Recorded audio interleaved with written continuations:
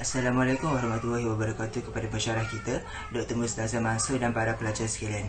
Pada hari ini, kami dari Kumpulan 12 akan membentangkan tentang peranan dasar ekonomi untuk mengawal pertumbuhan ekonomi negara. Tapi sebelum itu, saya akan memperkenalkan 5 orang ahli kumpulan saya terlebih dahulu. Iaitu yang pertama ialah Nur Amira Adelina dengan nombor metrik A180744. Yang kedua ialah Amira Izzati A181089. Yang ketiga ialah Muhammad Nazrul Hafiz A181193. Yang keempat ialah Diaul Hafiz A181287. Dan yang kelima saya sendiri, Aiman Nazrin Putra A182040. Baiklah, bagi mengenal pasti lebih lanjut tentang dasar kewangan ini, adalah lebih baik untuk kita mengenal pasti dahulu apakah definisi dan maksudnya dari segi ekonomi. Okey, apakah itu dasar kewangan? Dasar kewangan ialah dasar kerajaan melalui bank pusat yang bertujuan untuk mengawal permintaan agregat sesebuah negara melalui kawalan bekalan wang dan kadar bunga dalam ekonomi supaya guna tenaga penuh dan kestabilan harga dapat dicapai. Dasar kewangan ini dapat dibahagikan kepada dua bahagian, iaitu dasar kewangan kuantitatif dan dasar kewangan kualitatif. Apakah itu dasar kewangan kuantitatif? Dasar kewangan kuantitatif ialah dasar bank pusat untuk mengawal bekalan wang dan kadar bunga dalam ekonomi. Manakala dasar kewangan kualitatif pula ialah dasar bank pusat yang mempengaruhi dan mengawal bentuk pinjaman dan pelaburan bank-bank perdagangan untuk mencapai mata-mata tertentu. Jadi, pada pembentangan kali ini, kami akan memberi fokus tentang 4 komponen utama dalam dasar kewangan kuantitatif yang digunakan untuk mengawal pertumbuhan ekonomi negara, iaitu operasi pasaran terbuka, nisbah rizab, kadar diskaun dan pendanaan semula. Bagi membicarakan tentang 4 komponen ini, saya akan menyerahkan pembentangan kepada rakan saya. Okey, untuk operasi pasaran terbuka. Operasi pasaran terbuka merupakan aktiviti pembelian ataupun penjualan bil pembendaraan, bond dan sekuriti kerajaan daripada ataupun kepada BNM oleh bank perdagangan dan orang awam. So basically, operasi pasaran terbuka ni ialah urusan jual beli antara BNM iaitu Bank Negara Malaysia dengan bank perdagangan dan orang awam. Urusan jual beli apa? Jual beli bil pembendaraan, bond dan sekuriti kerajaan. So dengan cara ini, BNM dapat mempengaruhi jumlah wang rizab di bank perdagangan dan seterusnya BNM akan dapat mempengaruhi jumlah penawaran wang di pasaran.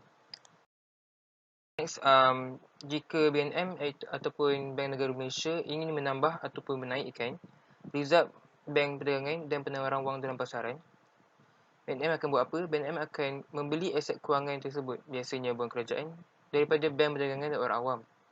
Seterusnya, jika diandaikan wang tunai hasil daripada penjualan semula bond kerajaan tadi yang dipegang oleh bank perdagangan orang awam kepada BNM didepositkan ke dalam bank perdagangan, maka jumlah rizab bank perdagangan akan bertambah.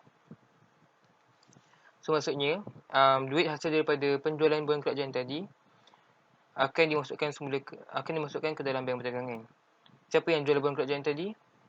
Orang awam dan juga bank perdagangan. Jual kepada siapa? Jual kepada BNM, iaitu Bank Negara Malaysia. So bila bond kerajaan dah dijual dan duit hasil daripada jualan tersebut dimasukkan ke dalam bank perdagangan, rizab di bank perdagangan akan bertambah. Kemudian, melalui proses pemberian pinjaman dan pendepositan semula wang tunai ke dalam bank perdagangan, akan wujud pengembangan jumlah deposit dan penawaran wang yang dicipta. So, maksudnya, bila berlaku proses pemberian pinjaman dan pendepositan semula wang tunai ke dalam bank perdagangan, jumlah deposit dan penawaran wang dalam pasaran akan bertambah. So, matlamat BNM untuk menambah ataupun menaikkan jumlah penawaran wang dalam pasaran tercapai. So, urus niaga ini, iaitu urus niaga penjualan semula bond kerajaan kepada BNM, disebut sebagai pembelian pasaran terbuka. Jika BNM ataupun Bank Negara Malaysia ingin mengurangkan jumlah wang rizab di bank perdagangan dan juga jumlah wang penawaran dalam pasaran, BNM akan buat apa? BNM akan menjual sebahagian bond kerajaan yang dipegang kepada bank perdagangan dan orang awam. Jika diandaikan orang awam membeli bond kerajaan tersebut menggunakan cek, maka BNM akan menuntut cek tersebut di bank perdagangan berkaitan. Nilai rizab di bank perdagangan akan dipindahkan ke BNM sebanyak nilai bond kerajaan tersebut. Kesannya, rizab bank perdagangan yang boleh digunakan untuk penciptaan kredit akan berkurang. Dan seterusnya menyebabkan penawaran wang juga berkurang. So maksudnya bila orang awam dah beli bond kerajaan tadi, duit diorang dekat bank pun berkurang. So, bila duit dekat bank berkurang, nilai reserve yang digunakan untuk penciptaan kredit tadi akan berkurang.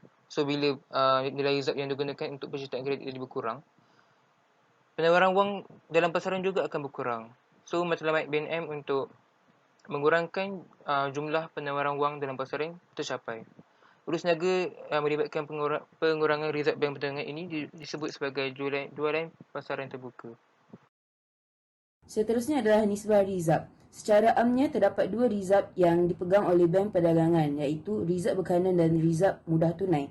Rizab berkanan merupakan rizab yang wajib disimpan oleh bank perdagangan di bank pusat, iaitu Bank Negara Malaysia. Manakala nisbah rizab berkanun merupakan peratus minimum nilai rizab berkanun bank terhadap jumlah deposit yang wajib disimpan di bank pusat.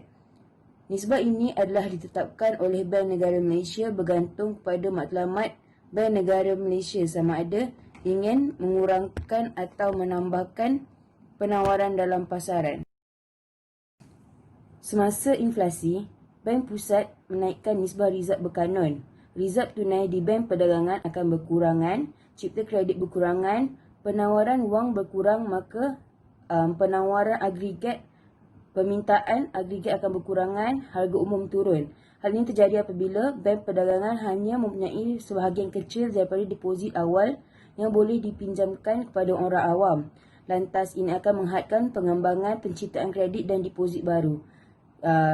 Selain itu, ketika deflasi, Bank Pusat mengurangkan nisbah rizab berkanun, rizab tunai akan meningkat, ciptaan kredit akan meningkat, penawaran wang akan meningkat, maka permintaan agregat akan meningkat, harga umum akan naik. Manakala nisbah rizab tunai adalah rizab yang boleh dipegang atau disimpan oleh bank perdagangan yang itu sendiri atau institusi selain daripada Bank Negara Malaysia yang bertujuan untuk meningkatkan lagi kecairan aset bank perdagangan. Pemegang rizab juga mampu menjaga hasil bunga kepada bank perdagangan.